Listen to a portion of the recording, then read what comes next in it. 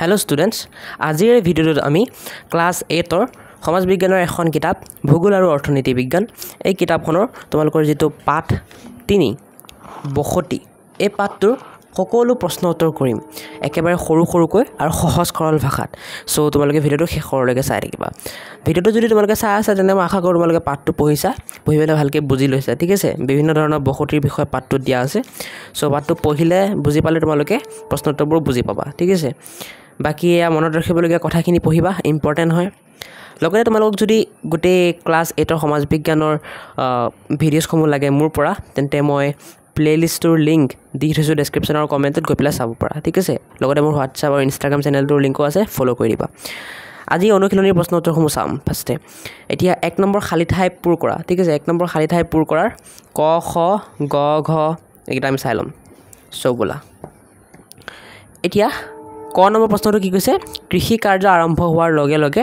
মানুহে একে ঠাইতে স্থায়ীভাৱে বসবাস কৰিবলৈ আৰম্ভ কৰিলে হয় এতিয়া খালি ঠাইত কি বহিব একানে কৃষি খালি ঠাইত কৃষি বহাই লবা ঠিক আছে নেক্সট খ নম্বৰটো কি কৈছে পানীৰ উৎসক ভিত্তি কৰি গাঁওবাসীয়ে ভালেমান খা সুবিধা ভোগ কৰে খালি ঠাইত কি বহিব খালি ঠাইত বহিব পানীৰ নেক্সট গ নম্বৰটো কি কৈছে আলিবাট ৰেলপথ নদীৰ কাষে কাষে গঢ়ি উঠা বসতিক ৰৈখিক বসতি বোলে খালি ঠাইত বহাবা ৰৈখিক নেক্সট খ নম্বৰ কৈছে আমাক বৰ্তমান অসমত গাঁৱৰ সংখ্যা হ'ল 26395 খন খালি ঠাইত বহাবা 26395 খন ঠিক আছে এতিয়া আমি চাম শুদ্ধ উত্তৰ শুদ্ধ চিন দিয়াখিনি ঠিক আছে 2 নম্বৰখিনি সো 2 নম্বৰখিনি মই তোমালোকক উত্তৰটো কেনেকৈ লিখিব লাগে দেখাই দিম তোমালোকে যোনটো শুদ্ধ উত্তৰ হয় চিন দি লবা কিতাপত ঠিক আছে বাকি মই যেনেকৈ দিম বহিত তেনেকৈ লিখিবা পৰীক্ষা বহিত বা স্কুলৰ বহিত তেনেকৈ লিখিবা তোমালোকে ভিডিঅ'টো শেষলৈকে চাবা স্কিপ নকৰিবা মই লাগিলে তোমালোকক লিখা টাইম দিম কিয়নো মই ভিডিঅ'টোত মাজত বহুত ইম্পৰ্টেণ্ট কথা কম কেনেকৈ লিখিব লাগিব কেনেকৈ পঢ়িব লাগিব সো শেষলৈকে চাবা এটা 2 নম্বৰ শুদ্ধ উত্তৰটো বাছি উলিওৱাৰ উত্তৰসমূহ এনেকৈ লিখিবা ক নম্বৰ গ্ৰাম্য বসতিৰ মূল বৃত্তি হ'ল কৃষি ঠিক আছে তোমালোকে কিতাপত চিন দি ল'বা কৃষিত বাকি লিখোতে সময়ত এনেকৈ লিখিবা গ্ৰাম্য বসতিৰ মূল বৃত্তি হ'ল কৃষি খ নম্বৰ উত্তৰটো হ'ব গ্ৰাম্য অঞ্চলতকৈ নগৰ অঞ্চলত জনসংখ্যাৰ ঘনত্ব অধিক গ নম্বৰটো উত্তৰ হ'ব ভাৰতৰ প্ৰায় 70 ঠিক আছে কোনটো হ'ব 70% লোকে গাঁৱত বাস কৰে ঘ নম্বৰটো উত্তৰ কোনো ঠাইত থুপ খাই থকা বসতিয়ে হ'ল কেন্দ্ৰীভূত বসতি উত্তৰটো কোনটো হ'ব কেন্দ্ৰীভূত ঠিক আছে কেন্দ্ৰীভূতত শুদ্ধ চিন দিবা এটা নেক্সট আমি 3 নম্বৰখিনি যাও 3 নম্বৰখিনি উত্তৰ লিখা ক নম্বৰ কি কৈছে তোমালোকক মানুহে স্থায়ীভাৱে বসবাস কৰিবলৈ লোৱাৰ কাৰণ কি বুলি ভাবা এতিয়া মই এই প্ৰশ্নটোৰ উত্তৰ দুটা লিখি দিছো ঠিক আছে এটা সৰুকৈ যেটো তোমালোকে কমলা কালাৰৰ হাইলাইটখিনি দেখিছা এটা ডাঙৰকৈ যেটো তোমালোকে হালধীয়া কালাৰ সৰি এটা ডাঙৰকৈ যোনটো কমলা কালাৰৰ হাইলাইটখিনি এটা সৰুকৈ যোনটো হালধীয়া কালাৰৰ হাইলাইটখিনি এতিয়া যোনে অলপমান সুকা টাইপৰ ল'ৰা ছোৱালী আছে সিহঁতে ডাঙৰটো লিখা মানে যোনে পাৰা মুখস্থ কৰিবলৈ সিহঁতে এইটো লিখা আৰু যোনে একেবাৰে মানে নোৱাৰা ভালকৈ মুখস্থ কৰিবলৈ ডাঙৰ প্ৰশ্ন উত্তৰবোৰ সিহঁতে এইটো লিখা যাতে তোমালোকে এক্সামত 1 নম্বৰ হলো পাই আহা তোমালোকে এৰি নাহা ঠিক আছে সো সৰুকৈ লাগিলে এইটো লিখিবা ডাঙৰকৈ লাগিলে এইটো লিখিবা এটা উত্তৰটো মই পঢ়ি দিছো এবাৰ মানুহে কৃষি কাৰ্য আৰম্ভ কৰাৰ পিছত স্থায়ীভাৱে বসবাস কৰিবলৈ লয় কৃষিৰ বাবে মাটি চহোৱা আৰু শস্য চোৱা চিতা কৰাৰ সুবিধাৰ বাবে একে ঠাইতে থাকিবলগীয়া হয় শস্য মজুত কৰি ৰাখিবলৈও স্থায়ী বসতিৰ প্ৰয়োজন হয় ঠিক আছে এইখিনি তোমালোকে লিখি দিবা সো লিখি ল'ব পাৰা তোমালোকে মই হাত উতৰাই দিছো পোষ্ট কৰি লিখি লোৱা ঠিক আছে এটা নেক্সট সৰুখিনি যাক সৰুকৈ লাগে এনেকৈ লিখিবা মানুহে কৃষি কাৰ্য আৰম্ভ কৰাৰ পিছত স্থায়ীভাৱে বসবাস কৰিবলৈ লয় ঠিক আছে কোনোবাই কোনটো আকৌ দুটাই উত্তৰ নেলিখিবা যিকোনো এটা লিখা তোমালোকৰ মানে সামৰ্থ্য অনুসৰি তোমালোকে কিমান ডাঙৰ মুখস্থ কৰিব পৰা তাৰ অনুসৰি এতিয়া খ নম্বৰ প্ৰশ্নটো চাও খ নম্বৰ প্ৰশ্নটো আমাক কি কৈছে খ নম্বৰ প্ৰশ্নটো আমাক কৈছে গাঁৱলীয়া বসতিৰ মূল বৈশিষ্ট্য সম্বন্ধে আলোচনা কৰা উত্তৰ লিখিবা গাঁৱলীয়া বসতিত বেছিভাগ মানুহে কৃষি কৰে কৃষি মানে খেতি কৰে বসতি পাতল হয় আৰু বিস্তৃত হয় ঘৰবোৰ সাধাৰণতে থলুৱা সামগ্ৰীৰে সজা হয় যাতায়াত আৰু ব্যৱসায়ৰ সুবিধা কম থাকে হয় বৈশিষ্ট্য মানে গাঁৱত মানে কি থাকে কেনেকুৱা মানে গাঁৱৰ অৱস্থা সেয়া ক'ব দিছে গতিকে তোমালোকে যদি গাঁৱত থাকা তোমালোকে জানাই গাঁৱৰ অৱস্থা এনেকুৱা হয় এতিয়া নেক্সট আমি চাম খ নম্বৰটো খ নম্বৰ কি কৈছে কেন্দ্ৰীভূত বসতি কেনে ধৰণে সৃষ্টি হয় লিখা সো উত্তৰ লিখিবা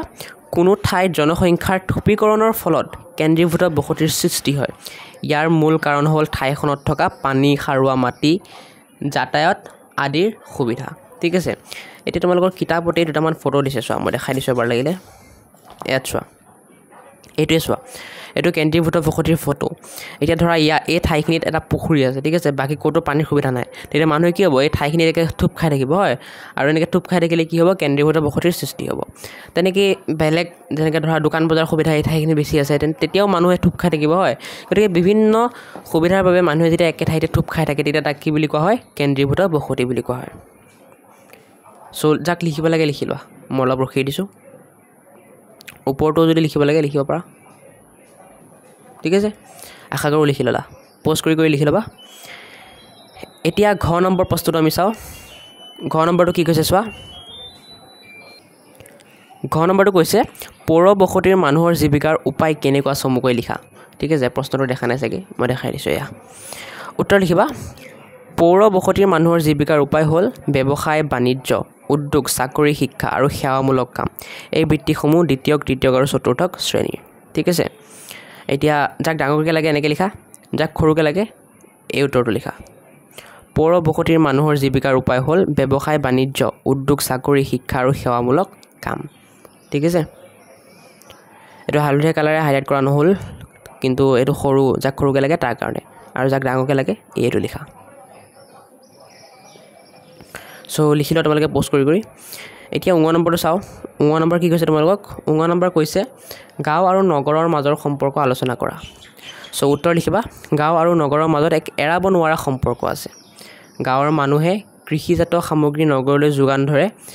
নগৰে ঔদ্যোগিক আৰু সেৱা গাঁৱলৈ আগবঢ়ায় এইখিনি লিখিলেই হৈ যাব এইটো আৰু সৰু কৰিব নোৱাৰি সেইকাৰণে মই এনেকৈ লিখি দিছোঁ গতিকে চবেই এইটোৱে লিখিব লাগিব ঠিক আছে চ' লিখি লোৱা অ'কে আশা কৰোঁ লিখি ল'লা এতিয়া 4 নম্বৰখিনি চাওঁ আমি 4 নম্বৰ কি কৈছে চমু টোকা লিখিব দিছে মানে আমাৰ যিটো বিষয় দিছে একেবাৰে সৰুকৈ কিবা তাৰ বিষয়ে লিখিব দিছে এতিয়া ৰৈখিক বসতিৰ বিষয়ে চমু টোকা লিখিব দিলে কি লিখিবা এনেকৈ লিখিবা উত্তৰ ৰৈখিক বসতি হ'ল এনে বসতি য'ত ঘৰ বাৰী আলিবাট ৰেলপথ বা নদীৰ কাষে কাষে দীঘলীয়াকৈ বিস্তৃত হৈ থাকে এই বসতি সাধাৰণতে পৰিবহণৰ সুবিধা থকা ঠাইত গঢ়ি উঠে চ' ইয়াত এটা ফটো দিছে তোমালোকৰ কিতাপত ৰৈখিক বসতিৰ ক'ত জানো দিছিল ইয়াত ক'ৰবাত আছিল এইটো ৰৈখিক বসতি দেখিছা এয়া ৰাস্তা ঘাট এপিনে গৈছে ৰাস্তা ঘাটৰ কিনাৰে কিনাৰে ঘৰ বাৰীবোৰ গঢ়ি উঠিছে একেবাৰে ৰেখাৰ দৰে হয় চ' এনেকুৱা বসতিক ৰৈখিক বসতি বোলে লিখি লোৱা ঠিক আছে আশা কৰোঁ লিখি ল'লা এতিয়া বৰ্গক্ষেত্ৰাকাৰ বসতিটো চাম বৰ্গক্ষেত্ৰাকাৰ বসতি এনেকৈ লিখিবা উত্তৰ বৰ্গক্ষেত্ৰাকাৰ বসতি হ'ল এনে বসতি য'ত ঘৰ বাৰী কৃষিক্ষেত্ৰৰ চাৰিওফালে বৰ্গাকাৰ আকৃতিত গঢ়ি উঠে এই বসতি কৃষিকেন্দ্ৰিক অঞ্চলত দেখা যায় এতিয়া যদি ক'ৰবাত খেতি বাতি আছে তাৰ চাৰিওপিনে যেতিয়া ঘৰ বাৰীবোৰ মানে মানুহে বনাব কৃষিৰ সুবিধাৰ কাৰণে তেতিয়া তাক আমি কি বুলি ক'ম বৰ্গক্ষেত্ৰাকাৰ বসতি বুলি ক'ম কাৰণ এটা মাটি বেছিভাগ সময়তে কি হয় চাৰিচুকীয়া হয় গোল কেতিয়াও নহয় মানে মেক্সিমাম সময়ত চাৰিচুকীয়া হয় গতিকে সেই চাৰিচুকীয়া মাটিৰ চাৰিওপিনে যেতিয়া মানুহ মানে বহিব মানুহ থাকিব তেতিয়া কি হ'ব মানুহৰ বসতিটো চাৰিচুকীয়া নিচিনা দেখা যাব আৰু সেইকাৰণে বৰ্গক্ষেত্ৰাকাৰ বসতি বুলি কৈছে এতিয়া গ নম্বৰ কি কৈছে উচ্চভূমিৰ বসতি গতিকে উত্তৰটো এনেকৈ লিখিবা উচ্চভূমিৰ বসতি পৰ্বত পাহাৰৰ উখুৰা মুখুৰা অঞ্চলত গঢ়ি উঠে এই বসতি পাতল হয় আৰু ইয়াৰ মানুহে চাংঘৰ সাজি বাস কৰে এনেধৰণৰ বসতিত কৃষিৰ বাবে ঠাই সলনি কৰাৰ প্ৰথা আছে মই যে তলত এনেকৈ আণ্ডাৰলাইন কৰি দিছোঁ তোমালোকে যাক ডাঙৰকৈ লাগে গোটেইখিনি লিখা আণ্ডাৰলাইন নকৰিবা যাক সৰুকৈ লাগে এই আণ্ডাৰলাইন কৰাখিনি নেলিখিবা ঠিক আছে এতিয়া তোমালোকৰ চইচ তোমালোকে কেনেকৈ লিখা লিখি ল'বা ডাঙৰকৈ লাগিলে গোটেইখিনি সৰুকৈ লাগিলে এনেধৰণৰ পৰা আছে লোকে নেলিখিবা আণ্ডাৰলাইন কৰাখিনি নেলিখিবা এতিয়া আমি 5 নম্বৰখিনি পাই গ'লোঁ ফাইনেলি পাৰ্থক্য লিখা 5 নম্বৰ কটো কাৰ মাজত পাৰ্থক্য লিখিব দিছে গ্ৰাম্য বসতি আৰু পৌৰ বসতিৰ মাজত পাৰ্থক্য লিখিব দিছে হয় চ' উত্তৰ লিখিবা গ্ৰাম্য বসতিৰ মূল বৃত্তি কি কৃষি ইয়াত কি হয় বসতি পাতল হয় ঘৰ কি হয় থলুৱা হয় যাতায়াতৰ সুবিধা কম থাকে কিন্তু পৌৰ বসতিত কি হয় মূল বৃত্তি ব্যৱসায় বাণিজ্য আৰু উদ্যোগ বসতি কি হয় ঘন হয় ঘৰ আধুনিক হয় যাতায়াতৰ সুবিধা বেছি ঠিক আছে এনেকৈ লিখি দিবা মই অকণমান ৰখি দিছোঁ তোমালোকে লিখি লোৱা যাৰ লিখিব মন আছে বা স্ক্ৰীনশ্বটো মাৰি ল'ব পাৰা এতিয়া ৰৈখিক বসতি আৰু কেন্দ্ৰীভূত বসতি এইটোৰ আমাৰ পাৰ্থক্য লিখিব লাগে উত্তৰ লিখিবা মই প্ৰশ্নটো দেখাই দিছোঁ এবাৰ এইটো উত্তৰ লিখিবা ৰৈখিক বসতি ঘৰ বাৰী আলিবাদ বা নদীৰ কাষে কাষে দীঘলীয়াকৈ থাকে কেন্দ্ৰীভূত বসতি ঘৰ বাৰী একে ঠাইতে থোপ খাই থাকে সাৰুৱা মাটি আৰু পানীৰ সুবিধা থকা ঠাইত গঢ়ি উঠে ঠিক আছে এইখিনি লিখি দিলে হৈ যাব অলপ আগত মই কৈ আহিছোঁ ৰৈখিক বসতি আৰু কেন্দ্ৰীভূত বসতিৰ বিষয়ে চ' এইখিনি আৰু বেছিকৈ এক্সপ্লেইন কৰি নাথাকোঁ এতিয়া নেক্সট আমাৰ গ নম্বৰখিনি চোৱা কি কৈছে উচ্চভূমিৰ বসতি আৰু নিম্নভূমিৰ বসতি চ' উত্তৰ লিখিবা উচ্চভূমিৰ বসতি পাতল হয় চাংঘৰ দেখা যায় কৃষিৰ বাবে ঠাই সলনি কৰি থকা হয় পানীৰ অভাৱ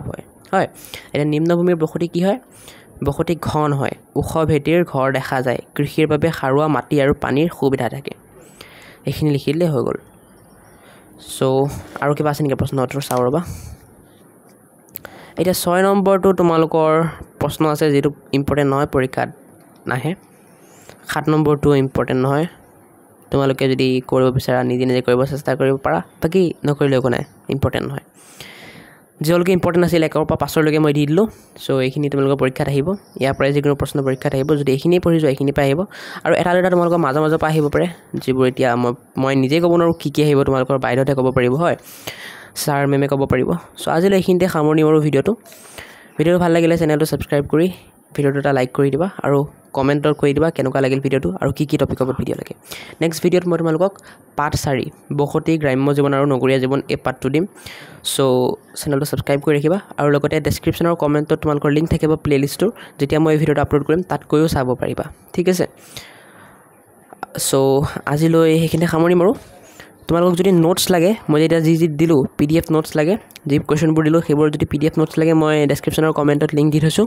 PDF নোটছবোৰ ডাউনলোড কৰি ল'ব পাৰিবা কিবা এটা পে' কৰি ঠিক আছে চ' বাই এনেকৈয়ে পঢ়ি থাকা